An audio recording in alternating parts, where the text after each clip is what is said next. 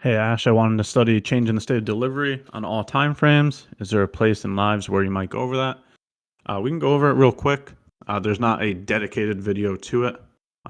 We have spoken about it on different live streams, but I have not dedicated a specific video to it. So uh, essentially, the things that you're looking for in a change in the state of delivery is change in trend.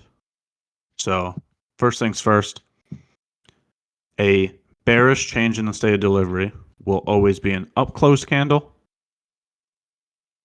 A bullish change in the state of delivery will always be a down close candle. You use the opening price for those candles to define the change in the state of delivery. So if we go out to the daily chart, this is a beautiful example here. The change in the state of delivery here, right? So we were moving lower. We had a downtrend. And the very first moment in time the trend changes is your change in the state of delivery. Right? So the very first time this downtrend changed is when we made a new high, right? Lower lows and lower highs. And then we made a new high. So just a quick analysis of trend changing is this right here. Right? A trend is lower lows and lower highs, or higher highs and higher lows. Right? So right here is a downtrend. The first moment in time this trend changed is when we made a new high. Lower low, lower high, lower low, lower high, lower low, lower high, lower low, new high. Right? So that's a change of trend right there. And you see that here on the daily chart on ES. We had a downtrend this entire time. And then once we made a new high, we changed the trend.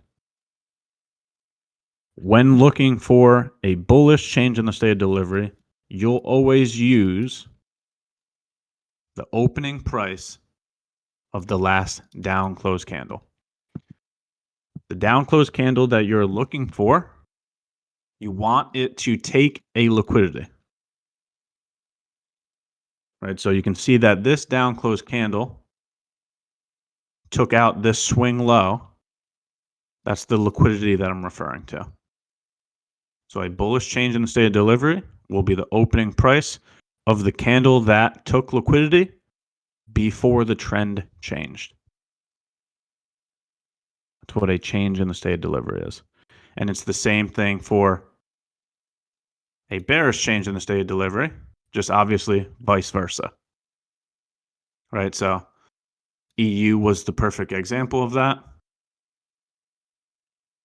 Right? So, okay, this is the last thing that I need to say too, is that if there's consecutive candles, you use the consecutive candles. Right? So we took out liquidity here.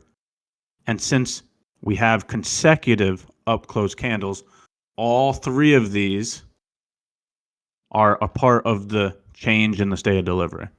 And once again, you use the opening price to identify the change in the state of delivery. When you get a candle closure past the opening price, that is the confirmation of the change in the state of delivery. Right? So this candle right here, since it closed past the change in the state of delivery, once this candle closure occurs, this is a bearish change in the state of delivery. So the key points are the very first moment in time the trend changes is what a change in the state of delivery is. You want to see your change in the state of delivery take out a liquidity. If there's consecutive candles that create the change in the state of delivery, utilize all of the consecutive candles. Right? I'm not using this as the change in the state of delivery because there's consecutive up close candles here. Next important thing is that you use the opening price, right? The opening price of this up close candle is right here. That is what identifies the change in the state of delivery. And lastly is that the confirmation is candle closure past the change in the state of delivery. So once this candle closed here, that would be the confirmation of the bearish change in the state of delivery. We analyze it here. And then we would use that as your level of validation or invalidation. Right? If we were to get lower prices, then price should get rejected from this line. And look how nicely it respected that line. It got rejected 1, 2, and now we've gotten lower prices so far.